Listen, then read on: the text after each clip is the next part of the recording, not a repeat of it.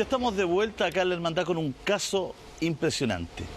Un caso realmente que le va a romper el corazón. Una madre que pasó por un lugar durante años sabiendo que su hija, que se había extraviado, estaba ahí. Después de mucho tiempo se vende esa casa, hay una excavación profunda. Ella le pide a los obreros que la llamen si encuentran algo ilógico. Encuentran los restos de su hija en ese lugar. El hombre, el dueño de esa casa, confesó abuso y muerte. El caso lo vamos a conocer ahora. Vanessa Daroch, quizás en su conexión más impactante, por lo cruda que fue, va a comentar todo lo que vivió. Vamos a ver la nota. Volvemos.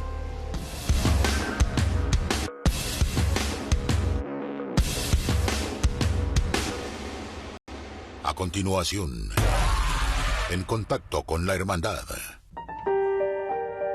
Todos los días, durante 12 años, Aide Román imploró al cielo poder recuperar a su única hija. Andrea, de 10 años, se perdió el 1 de diciembre de 1993, cuando se fue sola caminando al colegio. Siempre le decía a Dios, ayúdame a encontrarla, ilumíname el camino, dime dónde, qué hacer. Lo que parecía imposible ocurrió. 12 años después, Andrea apareció, pero en el peor de los escenarios, enterrada en el patio de una propiedad de la comuna de Recoleta. El sitio donde hace poco una casa había sido demolida tenía nuevo dueño y durante una excavación, unos obreros encontraron las osamentas de la niña. La policía capturó al antiguo propietario, quien confesó haber abusado y asesinado a la menor cuando camino al colegio pasó por su casa y él la hizo entrar. Yo estaba en el negocio como a las 6 de la tarde trabajando y cuando llega una carabinera, entra al negocio, venimos, me dijo, porque nosotros sabemos que usted tiene una hija perdida. Y le dije, sí. Llegamos allá, yo quería entrar. No me dejaron entrar. Aide siempre quedó con el dolor de no haber podido ver el lugar donde hallaron a su hija y está convencida de que la aparición de su cadáver en esa casa de calle Guanaco no fue algo fortuito ni accidental. Yo siempre que pasaba por ese lugar, por esa calle, sentía una pena tremenda, siempre. Y yo decía, aquí, por aquí pasó algo con mi hija, por aquí fue. Ella vio que ya era mucho el tiempo que yo estaba buscándola, y que siempre con la idea de que la iba a encontrar, soñaba con ella, que llegaba a la puerta, que la veía grande. Muchos sueños tuve con ella. La intuición de Aide fue un increíble aviso. Al pasar una y otra vez por calle Guanaco, le llamó la atención un hombre que siempre estaba en la puerta de su casa. Pasó el tiempo, la vivienda quedó deshabitada y Aide fue donde la psíquica de Chimbarongo, quien confirmó sus sospechas. La niña estaba dentro de esa casa. Como que entre las dos armamos, como quien dice, un poco el rompecabezas. Con la diferencia que a pesar de todo eso, la policía no estuvo ni ahí. Quienes sí la ayudaron fueron los obreros que hacían excavaciones en la misma casa, ahora con nuevos dueños. Me dice, señora, ¿qué pasó? Y yo le digo, ¿sabe qué? Pasó esto y esto con mi hija, acá se perdió hace muchos años. Y yo tengo dudas porque se perdió por aquí. No, con lo que nos dijo, señora, vamos a estar igual preocupados, no se preocupe, váyase tranquila. El final de la historia ya lo sabemos, pero así como la intuición guió a Aide, nuestra médium, Vanessa Daroch, ayudará a demostrar que la pequeña Andrea, más allá de la muerte y lo racional, también intentó comunicarse con su madre.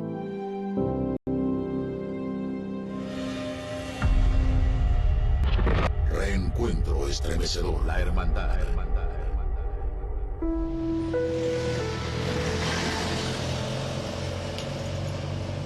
Aide, quiero darte las gracias por tener la confianza de hacer este contacto.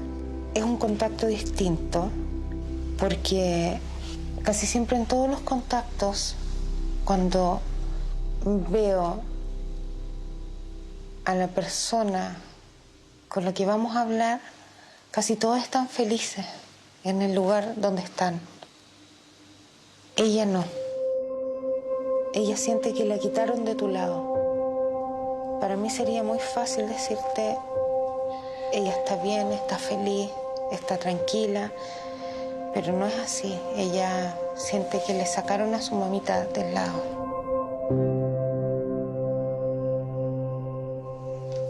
Sé que está contigo siempre, que te va a agradecer siempre por todo lo que hiciste por ella. Ella todavía se ve niña. Me muestra la imagen de ella caminando. Me habla de algo de un jugo, no sé si se iba a tomar un jugo o se iba a comprar un jugo, algo relacionado con un jugo. La veo muy niña. Va avanzando, ella nunca se imaginó lo que iba a pasar. A cada rato repite que te diga que te extraña mucho.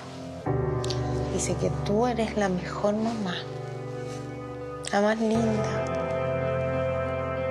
Que tú te preocupabas de todo de ella. De todo, como de la cabeza hasta los pies, siempre. Dice que te ve dormir. A ella le gusta verte dormir, te siente más cerca cuando estás durmiendo. Dice que ya no hablas con ella como antes. Que antes le hablabas más. ¿Guardas aún un vestido que ella usaba?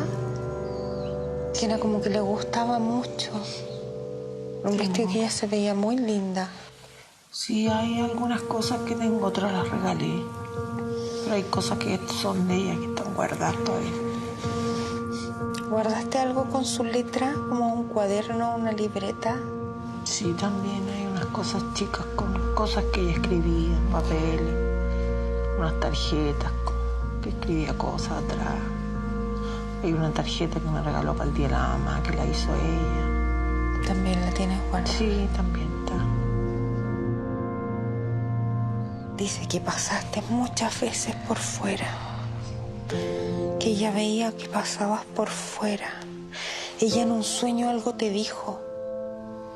Como que te dio a entender dónde estaba o qué había, dónde tenías que buscar. O ella estaba triste, dice. Y era una calle. Y te veías tú caminando en una calle. Yo sí sentía que, pasado el tiempo, yo cuando pasaba por ahí me daba una tristeza tremenda, pero por toda esa calle. Si hay algo que ella quiere, es verte feliz de nuevo. Ella necesita que entiendas que ella está contigo siempre, que nunca se fue. Sí, eso yo lo siento. Pero igual ella me hace falta. Sí. Yo cuando voy al cementerio sé que no está ahí. Sé que está conmigo, se viene conmigo, está conmigo. Siempre va a estar contigo. No imaginas lo orgullosa que está ella de ti. Y yo sé que la vas a volver a ver. Y te vas a encontrar con ella. Y la vas a ver tan linda como la veo ahora. Cuando llegue ese día, yo estoy segura que va a ser ella la que te va a tomar de la mano. Ella te va a guiar. Esa alegría con la que aparece en estas fotos y en muchas otras fotos, ella quiere volver a tenerla contigo. Cuando entramos en el contacto, ella estaba muy triste. Ahora está sonriendo. Y sé que está feliz de poder comunicarse contigo. En este caso, no llegué yo a buscarla para hacer el contacto. Ella ya estaba acá cuando llegué. Y ella solo estaba esperando levantar el teléfono para poder comunicarse contigo, en cierta forma. Gracias. Muchas gracias.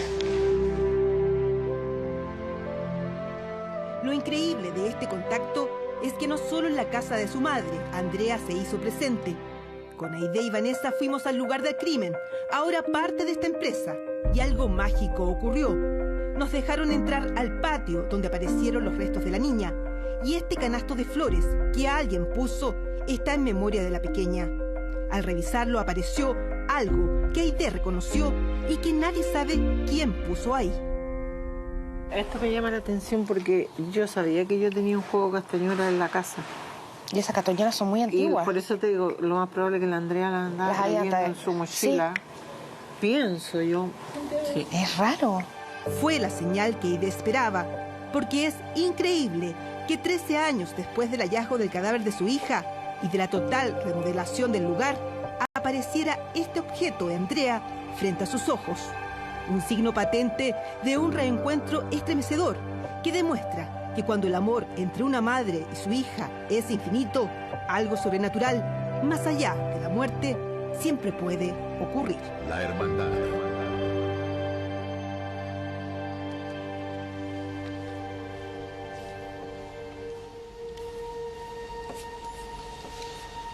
Bueno, un caso impresionante, uno de los más sorprendentes casos paranormales que hemos tenido acá en la hermandad.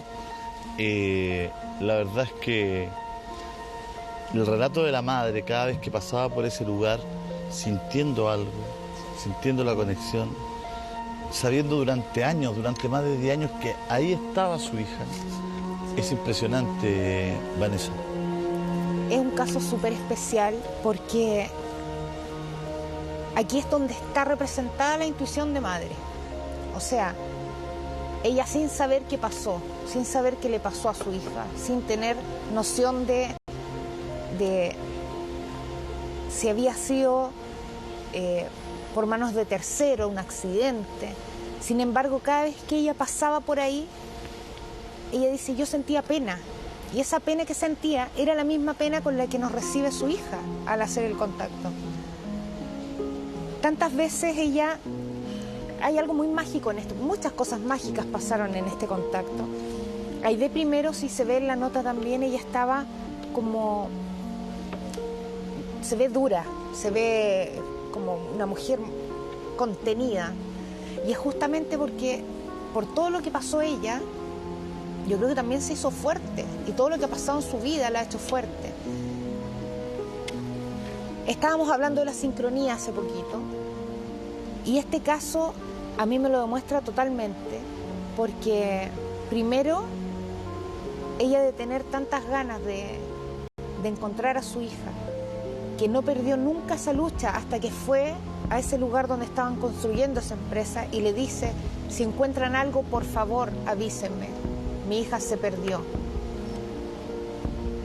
Está también de que los que estaban construyendo hayan hecho caso, o sea, porque podrían haber dicho, bueno, sí, y sería, sin embargo, quedan con eso, la ven tan mal y le dicen, no se preocupe, nosotros le vamos a avisar. Vanessa, tengo una pregunta, porque de todos los casos que te han tocado, quizás este es el único que me ha tocado escucharte, donde el alma de la niña no estaba contenta, no. ¿Ya? Entonces, mi pregunta es, ¿quedó contenta después? Sí. Como bien dices, Cristian, ella nos recibe con mucha pena. Esta niña estaba con mucha pena. Y uno dice, la encontraron, ella podría decir, bueno, ya me encontraron, ya mi mamá sabe que estoy fallecida, que físicamente no estoy. Sin embargo, ella estaba muy triste. Ella lo único que sentía, porque ella, incluso lo digo en la nota en un momento, ella se veía niña todavía, de la misma edad en que falleció, un poquito más grande, pero una niña, cuando ahora tendría mucha más edad. Sin embargo, ella lo único que repetía era, a mí me alejaron de mi mamita. Y eso para mí, o sea, de hecho el contacto tuve que contenerme mucho para hacer el contacto. Ver a esa mamá llorando, primero de emoción, de saber de que se pudo contactar con su hija. Y segundo, poder hablar con ella y que ella le diera esos datos tan específicos para que ella dijera, es mi hija. Hay algo súper importante y que después lo supimos, dos cosas muy importantes. Lo primero es que yo describo un jugo en algún momento y le digo, me muestra un jugo, algo de un jugo, y claro, por lo que dicen las investigaciones y por lo que relata el tipo que asesinó a Andreita, a ella se le había caído un jugo. Eso lo supimos después de grabar el caso. Se le cayó un jugo que llevaba y él la llamó para ofrecerle llenar su botella de jugo. Y ese era el jugo que la niña describía en el contacto. Eso lo supimos después. Y lo otro es que Aide, que le mando un besito muy grande, muchas gracias por la confianza. Aide dice, desde que encontraron los restos de mi hija, no pude entrar. Ella no pudo entrar al lugar. Sin embargo, se dio todo ese día para llegar y para que pudiéramos entrar a ese lugar con ella. Y había feria ese día. Sin embargo, una persona nos dice, estábamos al frente de esa empresa, y una persona que atiende ahí en la feria nos dice, si aquí adentro hay hasta una nimita de la niña. Y Aide no lo sabía. Entonces nosotros dijimos, ¿cómo él, que trabaja acá afuera, lo sabe y la propia madre de la niña no lo sabía? ¿Cómo? No sé, Dios es grande y hace cosas y pone cosas y saca y él arma. Pudimos entrar.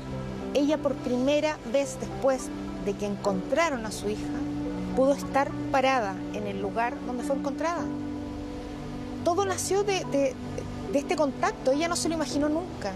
Cuando nos vemos paradas ahí, y esa animita era un canastito que alguien le puso con unas flores, y estas castañuelas que ella dice son las castañuelas que habían en mi casa. Entonces era otra señal que ella le decía, hey, esto es para ti. Ella nunca recibió las cosas que llevaba la niña. Y algo que nos llamó mucho la atención, que no sale en la nota, pero voy a contarlo así como infidencia. Una persona de los que trabajan ahí nos dice, hemos tratado muchas veces de sacar ese canasto de esa muralla para pintar, para remodelar, y al otro día el canasto aparece ahí mismo y nadie lo cuelga, nadie lo deja. Entonces yo creo que quizá si ese canasto ahora lo sacaran, no volvería a quedar ahí, porque algo tan físico como un canastito muy antiguo con unas flores que ya estaban casi desteñidas y esas castañuelas de madera antigua, tenían que estar ahí en ese momento para que su mamá los viera. Quizás ahora si los sacaran, desaparecen, pero su mamá tenía que ver, tenía que estar ahí en ese momento. Álvaro, ¿qué te provoca? Porque hemos hecho muchos casos, pero vi que en este te emocionaste. ¿Te provocó algo? ¿Sentiste algo ahí? Bueno, yo soy llorona, igual. Y con los años me he puesto más sensible también. Es tremendo, me conmovió mucho esta madre desesperada. La noticia en su momento de que la hija no estaba tranquila, que no es como dices tú lo que suele ocurrir. Sí. Generalmente el mensaje es están bien, sí. Ellos están bien, pero en este caso no era así. Y finalmente también esta liberación que se produce al llegar a esa información, la magia que tiene también el caso, las castañuelas, lo que acabas de contar ahora. Increíble. Qué mágico todo, sí. La verdad. Hay una magia debajo de todo esto que vemos nosotros, hay algo. Es impresionante, Sí, que es algo que me es emocionó. difícil de entender. Sí. Es muy difícil de entender. Es que no hay que entenderlo, yo creo, sino que hay que experimentarlo, hay que vivirlo. Sí.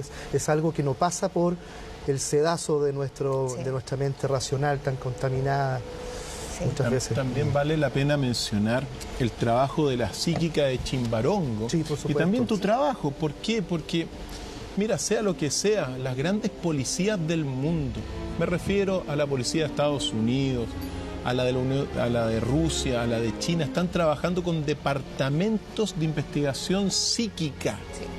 E invierten millones de dólares para que eso se desarrolle, porque hay casos tremendamente misteriosos donde al menos se han mostrado evidencia de los avances de todas estas, de personas como tú que tienen estas facultades. ¿Y por qué digo esto? Porque a este criminal que hizo esto, quizá con la ayuda de alguien como ustedes, quizá la hubiesen podido rescatar. ¿Cuántas veces ha ocurrido eso? Ha ocurrido muchas veces. Qué bonito cuando la gente trabaja en equipo. De todas Qué maneras. lindo eso. Don Hugo.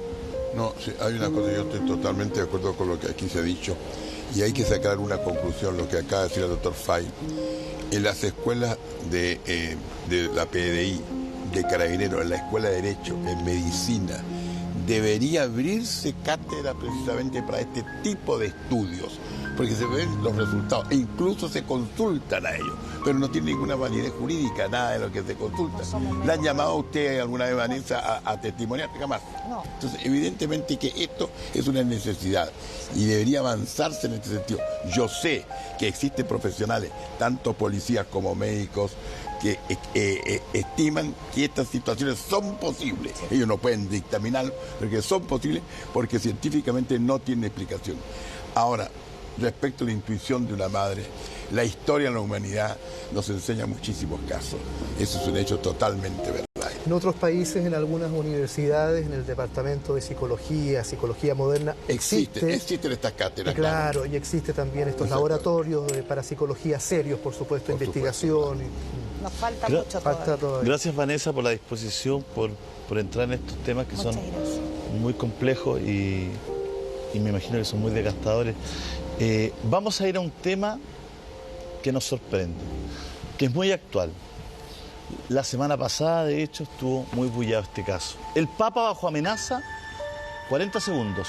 Volvemos a comentar.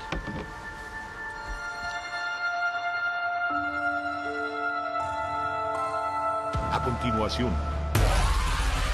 misterios y secretos del Vaticano.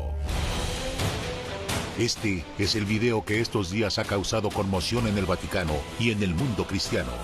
Una fricción del fundamentalismo islámico en Filipinas grabó la destrucción de una iglesia y diversas figuras religiosas. Pero no solo eso. Este mismo grupo rompió una fotografía del Papa Francisco y amenazó con llegar hasta el Vaticano. Habrá más actos de venganza.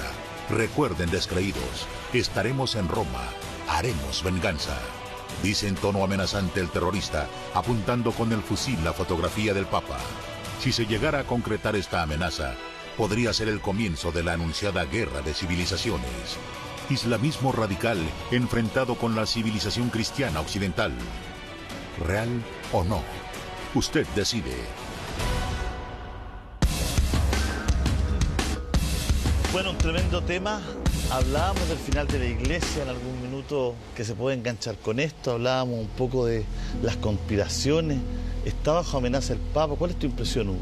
La impresión que tengo en primer lugar sobre lo que acabamos de ver es para demostrar cómo hoy, siglo XXI, se persigue al cristianismo. De momento los cristianos son perseguidos, porque en esa escena de esa catedral que se da en las Filipinas murieron muchos cristianos también. Se asesinó gente y en otras latitudes iguales. Lo que hay es un odio profundo hacia la religión cristiana. Y por supuesto que dentro de la religión cristiana no podemos discutir la importancia del Papa. El Papa es precisamente la cabeza de la religión cristiana más importante, que es la católica. Muchas veces se ha intentado atentar en contra del Papa. Ya pasó con Juan Pablo II, ya pasó, y una conspiración también muy poco clara. Un turco precisamente, y con se llama una conexión búlgara, que se decía que la KGB había estado metida en eso también. Y aún más, en las Filipinas, en la década del 60, ahí o en otro lugar muy cercano, se agredió al Papa Paulo VI. Se ocultó mucho, pero al final su secretario reconoció que el Papa fue herido con una cuchilla. Por lo tanto, esto estamos hablando nosotros los últimos 50 años. Y esto precisamente es una amenaza permanente. Por otro lado, con todo respeto al Santo Padre, debo decir que un poco imprudente. Debería usar el papel móvil blindado. Como eso que anda saludando, es ahí donde se aprovecha cualquier asesino para matarlo. Por lo demás, el Papa sabe que su vida está expuesta.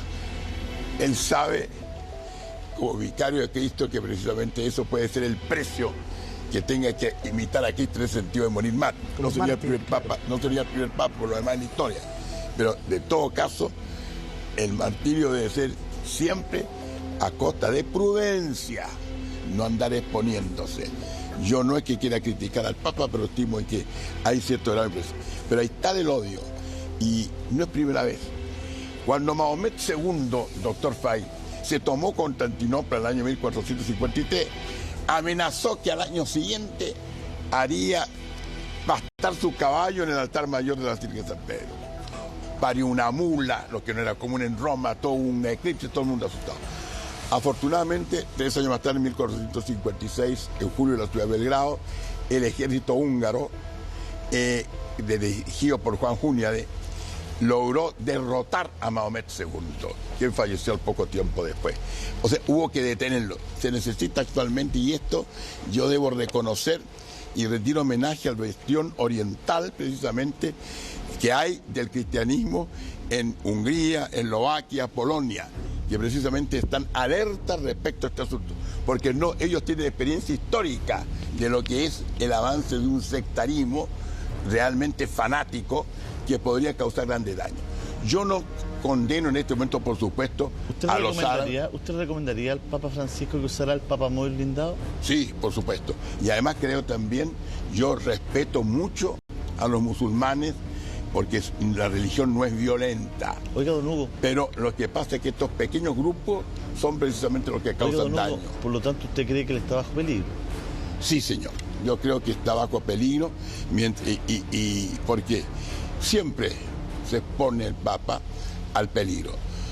Y algunas veces ha tenido, bueno, él está siempre custodiado con muchos policías, pero ¿cuál es la razón ¿qué pasó de él con para dejar, por ejemplo, el papamóvil?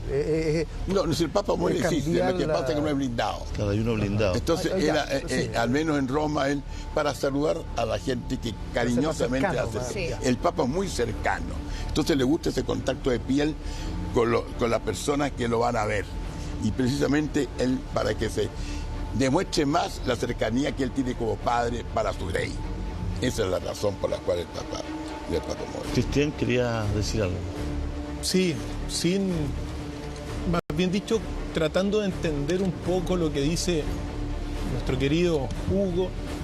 ¿Sabes qué, Hugo? Más me impresiona o me da la sensación de que en realidad el cristianismo es perseguido, sí, pero el cristianismo también persigue. Los musulmanes, el islamismo es perseguido, sí, y también persigue. El judaísmo es perseguido, sí, y también persigue. Las religiones, grandes sistemas monoteístas llegados a este minuto, me da la impresión de que están en una crisis moral tremendamente profunda, todos los grandes sistemas de la tierra religiosos. Por eso digo que pero no las grandes figuras. El Papa no creo que esté contaminado con esto. Sí, no digo el Papa, pero lo digo como cristianismo, como islamismo, como judaísmo. ¿Podría ser el inicio de la guerra de las grandes civilizaciones de la que tanto se ha hablado?